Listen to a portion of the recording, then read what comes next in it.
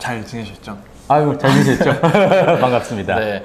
이제 저번에 그 선생님 개인에 대해서 의사 하시다가 클래식 애호가로서의 얘기도 해봤고, 오늘은 유럽 페스티벌에 대해서 얘기를 좀 해보려고 그래요. 이제 여름이니까 사실 그렇죠. 이 시기가 되면은 유럽에서는 엄청나게 많은 메인 페스티벌들이 열리고, 클래식 하는 사람들이 뭐 애호가도 그렇고 아티스트들도 다 이렇게 참여하는 페스티벌들이 상황이 지금 어떻게 됐는지 이거에 대해서 좀 말씀해 주신다고 오늘.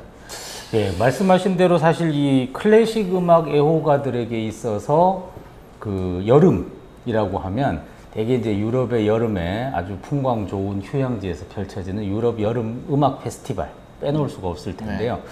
사실 이제 뭐 지금 지난 봄부터 유럽에 그 코로나19가 확산이 되면서 뭐 아주 모든 공연장이 다 문을 닫았지 않습니까? 네. 이제 그래서 뭐 일찌감치 3월부터 한 5월 정도쯤에 독일과 오스트리아, 이탈리아, 스위스 같은 데에 유명한 여름음악 페스티벌들이 올해는 하지 않겠다라고 이제 취소를 다 통보를 했었는데, 네.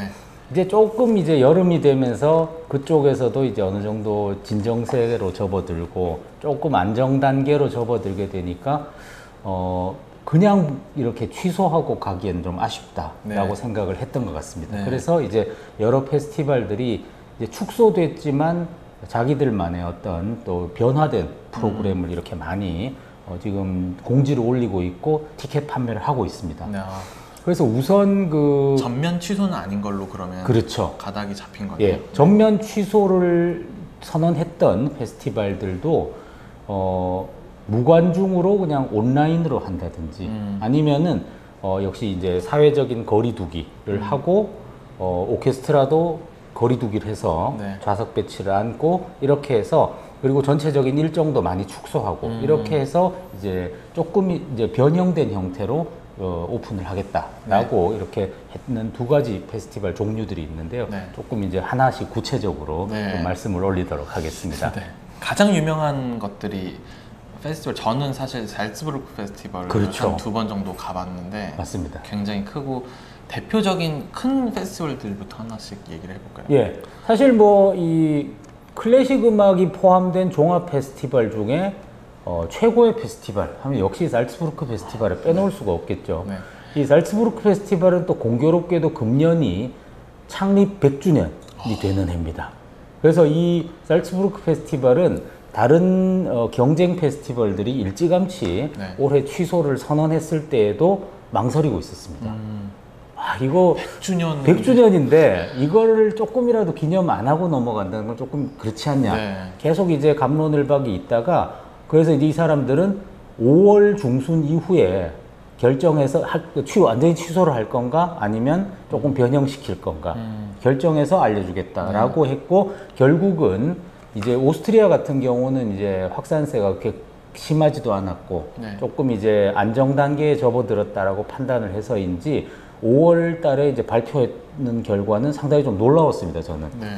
그래도 취소하지 않을까 생각은 했는데, 뭐 100주년이야 내년에 기념하면 되니까요. 101주년. 내년이 되면 101주년이 되나요? 그렇죠.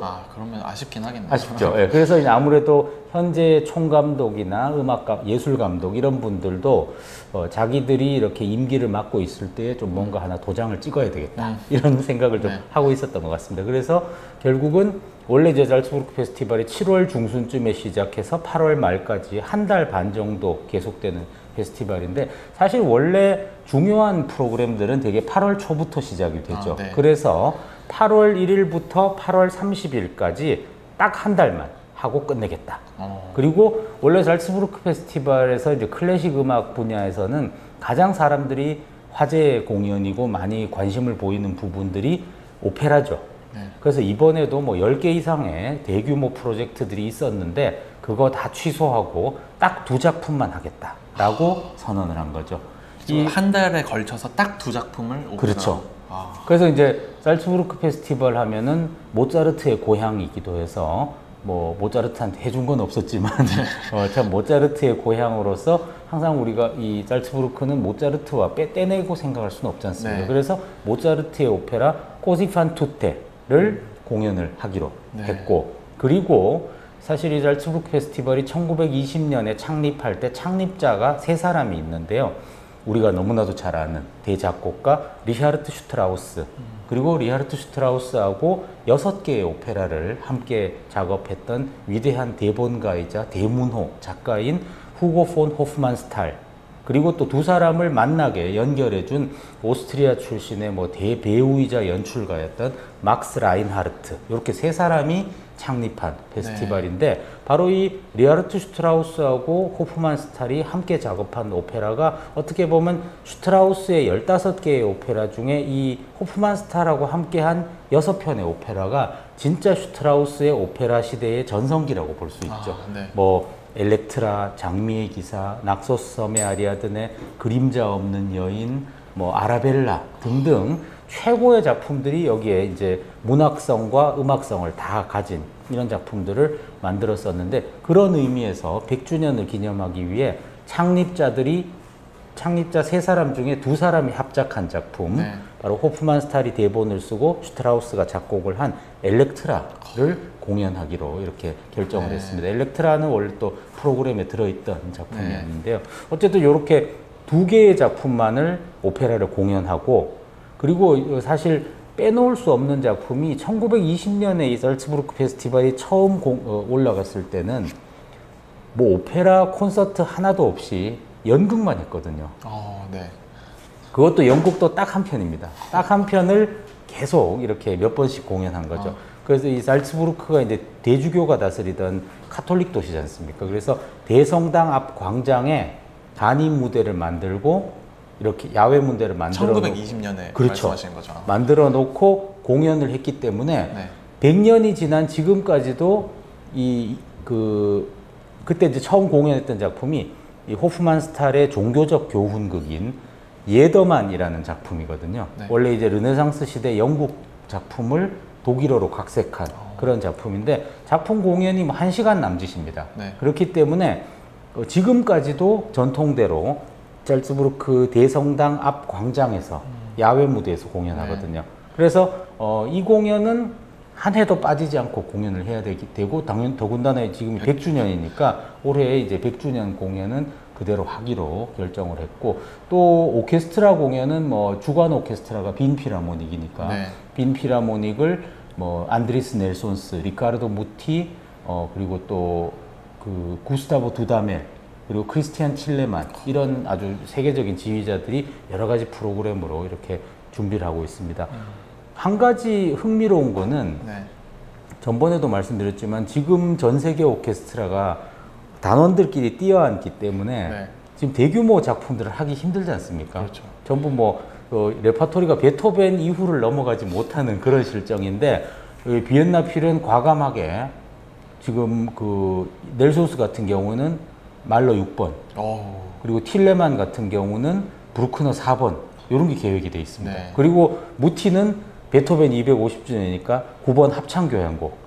뭐 합창단하고 막 어떻게 뛰어앉기가 가능할지는 모르겠지만 안 한다는 얘기 아닌가요, 그러면? 그러니까 제 생각에는 최근에 이제 그 연구 결과가 관악기라든지 이런 쪽에서 비말이 튀어나오지 않고 관악기 때문에 감염의 위험이 있는 건 아니다 라고 이렇게 대부분 결론이 나고 있는 상태라서, 현악기나 관악기를 일단 최대한 띄워앉되 어느 정도 이 배치의 묘미를 이렇게 보이지 않을까 싶긴 한데요. 어쨌든 뭐 하여튼 그게 하나의 새로운 모델이나 기준이 되지 않을까 싶기도 하고, 또 객원 오케스트라들이 이제 잘츠부르크 페스티벌에 많이 오죠. 그리고 잘츠부르크에서 이렇게 한번 공연을 하고 나중에 루젠으로 옮겨서 또 한번 공연하고, 그렇죠. 그런 식으로 순회 공연을 이렇게 8월 말에 하게 되는데, 이번에는 사실 미국이나 영국이나 이런 쪽 오케스트라들이 이렇게 잘츠부르크 페스티벌에 와서 공연하는 게 쉽지 않죠. 그래서 객원 오케스트라 중에 두드러지는 건 역시 베를린 필하모닉입니다. 항상 이 잘츠부르크 페스티벌 막바지 8월 말에 거의 끝 무렵에 베를린 필이 이틀을 공연을 하는 게 전통인데요. 이번에도 역시 상임 지휘자인 끼릴 페트렌코와 함께 8월 29일, 30일 이렇게 양일간 공연하게 됐는데, 규모는 원래 막 큰 작품들 하려고 했는데 작품들이 바뀌었습니다.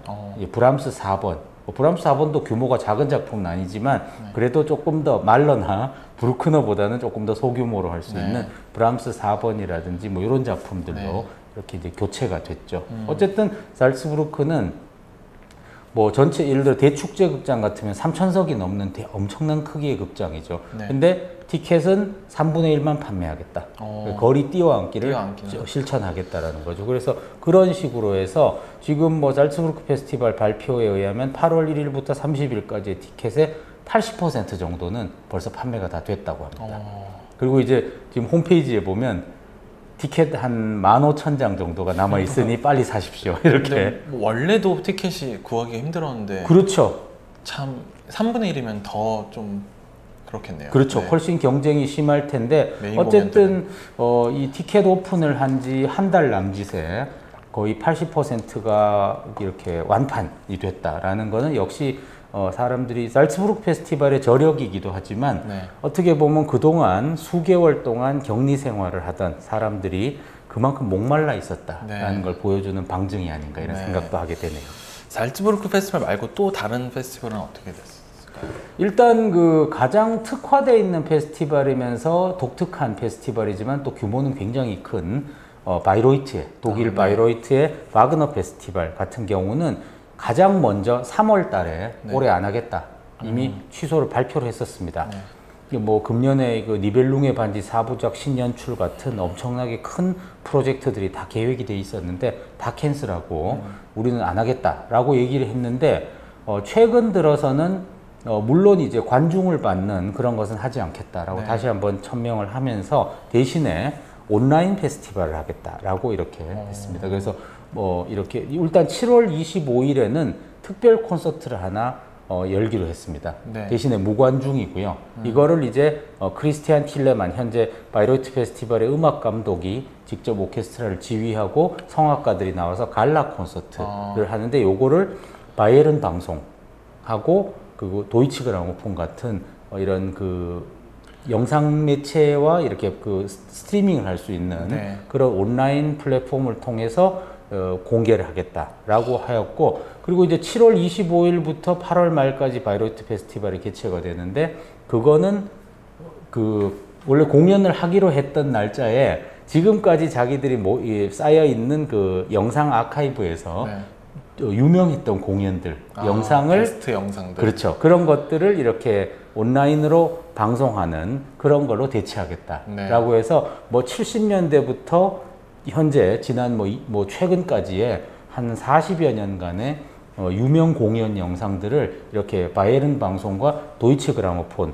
유튜브를 통해서 이렇게 공개하겠다라고 이렇게 밝히고 있는. 물론 이 페스트 슈필하우스에 가서 직접 그 현장음을 듣는 것보다는 현장감이 아무래도 떨어지겠지만 벌써 바이로이트 페스티벌은 60년대부터 자기들 공연 영상을 TV로 촬영을 해서 방송을 했던 전력이 있고 영상물이 오랫동안 그 데이터가 많이 쌓여 있죠. 그렇기 때문에 사실 그 바이로이트 페스티벌 실황은 영상으로만 봐도 그리고 또 영상으로 봐도 그 굉장히 그 박진감 넘치고 바그너 예술의 정수를 느낄 수 있고 뿐만 아니라 영상으로 보면 한 가지 장점도 있습니다. 우리가 페스트 슈필하우스 객석에 앉아서 극장을 보면 무대 전체만을 볼 수 있고 가수들의 디테일한 부분이라든지 이런 것들은 볼 수가 없는데 연기 같은 것들은 그렇죠. 영상 카메라가 가까이서 이렇게 하는 그런 것들을 이제 좀 더 디테일하게 볼 수 있다는 장점도 있어서 어쨌든 한번 그 올여름에 바이로이트 페스티벌 실황들 사실 그동안 공식적으로 풀지 않았던 실황들도 보여주겠다고 합니다. 그래서 이제 그런 경우는 상당히 지금 저도 기대하고 있습니다. 한국에서도 근데 볼 수가 있는 그렇겠죠. 거죠? 아무래도 도이치 그라모폰 유튜브를 통해서 함께 공개하고 또 스트리밍 서비스도 하고 이렇게 한다니까 아마 시간 맞춰서 보시면 그리고 바이로이트 페스티벌 홈페이지 같은 경우에 접속하시면 아마 쉽게 보실 수 있을 겁니다. 또 오페라 페스티벌이라든지 또 혹시 소식 들으신 게 있으신가요? 그렇죠. 지금 뭐 속속 자기들의 변형된 계획들을 다 얘기해주고 있는데요. 베로나 페스티벌 정말 그 사실 그 우리가 가장 접근성도 좋고 우리가 여름에 유럽 여행을 갔을 때 관광하러 갔다라는 느낌 드는 곳이 또 베로나죠. 그래서 저는 한번 그 봉고차 같은 거를 렌트해가지고 같이 여행 간 분들이랑 베로나 페스티벌 간 적이 있는데 정말 특별하고 그렇죠. 좋은 경험이었거든요. 그렇게 해서 친구들끼리 그 차를 렌트해서 네. 뭐 유럽을 이렇게 방랑자처럼 돌아다니면서 가는 그런 것들 아주 좋죠. 네. 특히 이제 사실은 근데 뭐 예를 들어 독일의 바이로이트 페스티벌 같은 경우는 좀 접근성이 떨어집니다. 아, 네, 맞아요. 이게 매니아들만 가는 네. 페스티벌이고 일단 티켓 구하기가 힘들고 또 가더라도 비 오는 날씨가 많죠. 그래서 어쨌든 이 관광을 갔다 이런 느낌은 조금 떨어지는 반면에 베로나 같은 경우는 정말 물론 뭐 소나기가 내리기도 하지만 풍광 좋지요. 이 음식 맛있죠. 그리고 또 뭐 찍으면 다 작품 사진이 되지 않습니까? 그런 아주 아름다운 도시, 로미오와 줄리엣의 사랑의 도시인 베로나를 넘어갔을 때 베로나에 거기 있는 엄청난 아레나, 이 그 고대 로마 시대의 원형 경기장에서 펼쳐지는 아주 그 웅장한 야외 오페라는 참 그 특별한 경험이라고 할 수 있고. 저는 놀랐던 게 그 가수들이 뭐 마이크를 쓰지 않고 마이크를 안 쓰고 그 큰 데서 그렇죠. 그래서 하이라이트 부분에서 약간 이렇게 고개를 좌우로 돌리면서 노래를 하더라고요. 그렇죠. 왜냐하면 소리를 전달해야 되니까. 맞습니다. 그래서 웬만한 성악가가 아니고는 그 무대에서 진짜 이겨내기가 힘들겠다. 그렇죠. 이렇게 생각했거든요. 이게 사실 뭐 클래식 음악이라는 거는 홀 안에서 뭔가 음을 가두어 주는 장치가 필요하지 않습니까? 네. 이게 음이 퍼져나가서 들리지 않게 만드는 이런 것들이 없이 뭔가 어느 정도 가두어 주는 게 필요한데 사실 참 옛날 그 그리스 시대에 이 암피테아터라고 하죠. 이렇게 그 반원형 부채꼴로 되어 있는 그리스 시대의 제전 극장이라든지 아니면 로마 시대의 이런 원형 극장이나 이런 것들 보면 지금도 뭐 터키라든지 그리스 또 이탈리아 곳곳에 남아 있는 이런 곳에서 하는 공연들 들어보면 야, 확실히 정말 옛날 사람들이 음향에 대해 탁월한 그런 어떤 감각이 있었구나. 소리를 이 오픈된 공간임에도 불구하고 소리를 제대로 가두어 둘 수 있는 장치들이 충분히 있다라는 거. 그런 것이 참 어떻게 보면 이게 옛날에 검투사들이 글래디에이터들이 이렇게 경기할 때도 청중들의 환호나 이런 게 직접적으로 전달되고 해야 되니까 이게 이렇게 그 객석이라든지 그 뒤에 그 무대 뒤라든지 이런 것들의 어떤 음향을 가두어 줄 수 있는 게 의외로 잘 준비가 되어 있다는 점이 천장이 없는데도 그렇죠. 어느 정도는 전달이 되는. 그렇죠. 그래서 뭐 거기는 당연히 마이크를 쓰지 않고 육성으로 오페라를 전달하는데 물론 뭐 극장 안에서 듣는 것처럼 쩌렁쩌렁한 소리는 아니지만 그래도 충분한 울림이 있다는 게 아주 참 놀랍죠. 어쨌든 베로나 페스티벌도 사실 이번 유럽 안에서는 어떻게 보면 이번 코로나 사태의 가장 큰 피해 국가 중에 하나가 이탈리아지 않습니까? 그래서 베로나 페스티벌도 일찌감치 취소를 발표했다가 약간 이제 진정세로 돌아선다는 판단 하에서 7월 말부터 8월 말까지 딱 10하루 11일 동안만 공연을 하기로 결정했습니다. 대신에 뭐 장시간 하는 뭐 베로나 페스티벌은 아시다시피 저녁 9시에 공연이 시작돼서 이 밤 12시 넘어서 공연이 끝나지 않습니까? 그래서 그렇게 긴 오페라 공연을 할 수 있는 여건은 안 되고 객석에서 관객들의 뛰어앉기를 실천하면서 공연 제한 시간을 휴식 없이 70분으로 제한해 놓았습니다. 그래가지고 전부 갈라 콘서트만을 하게 되는 거죠. 그래서 뭐 베르디 갈라, 푸치니 갈라, 뭐 바그너 갈라도 있고요. 대신에 이제 오페라를 딱 한 편 합니다. 1시간 안에 끝날 수 있는 11일 동안 딱 하나. 그래서 11편의 공연 중에 전부 갈라 콘서트인데 딱 한 편이 오페라 전곡을 하는데 푸치니의 잔니스키키 1시간 안에 끝나죠. 그래서 레오누치가 주연을 하는 잔니스키키 공연만이 오페라 전곡으로 준비되어 있고 어쨌든 이렇게 축소된 버전으로 이렇게 베로나 페스티벌도 재개를 하게 됐습니다.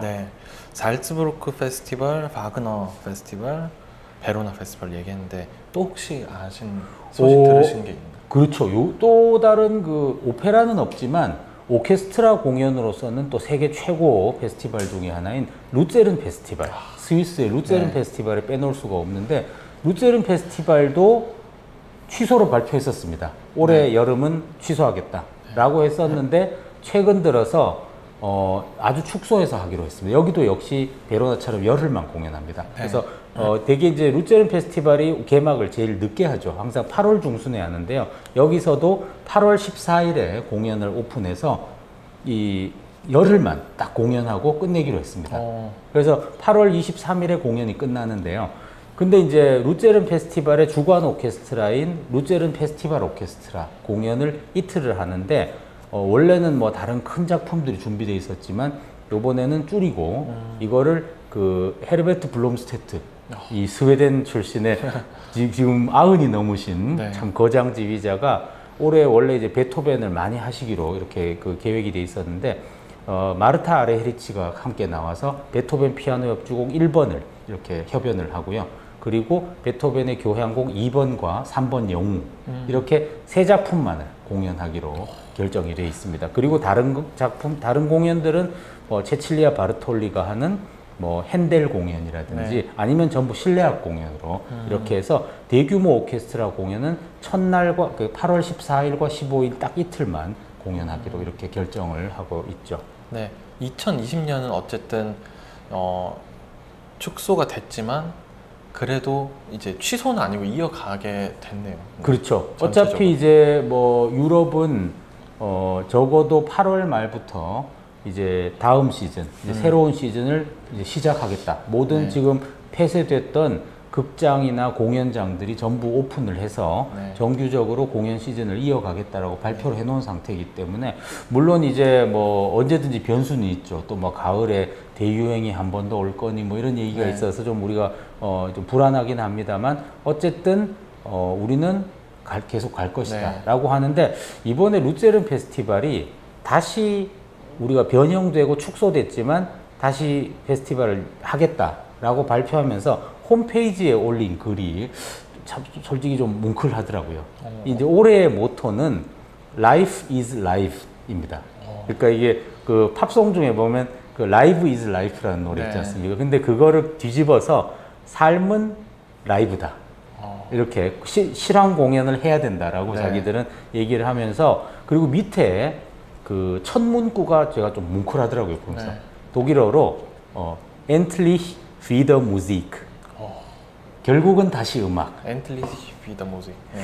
참 그 보면서 야 이게 우리가 지금까지 누리던 음악이라는 것이 음악이든 뭐 일상생활이 얼마나 소중한 건가라는 걸 우리가 많이 느꼈지 않습니까? 근데 그런 어떤 이 사람들이 그 속에서 우리에게 많은 행복을 주던 이 음악이라는 것이 얼마나 소중했고 우리가 인류가 공존하는 동안은 언제까지나 이 음악이라는 것은 항상 있어야 된다라는 네. 거를 아주 그 짧게 이 짧은 한 문장으로 보여주는 것 같아서 네. 참 뭉클했는데요.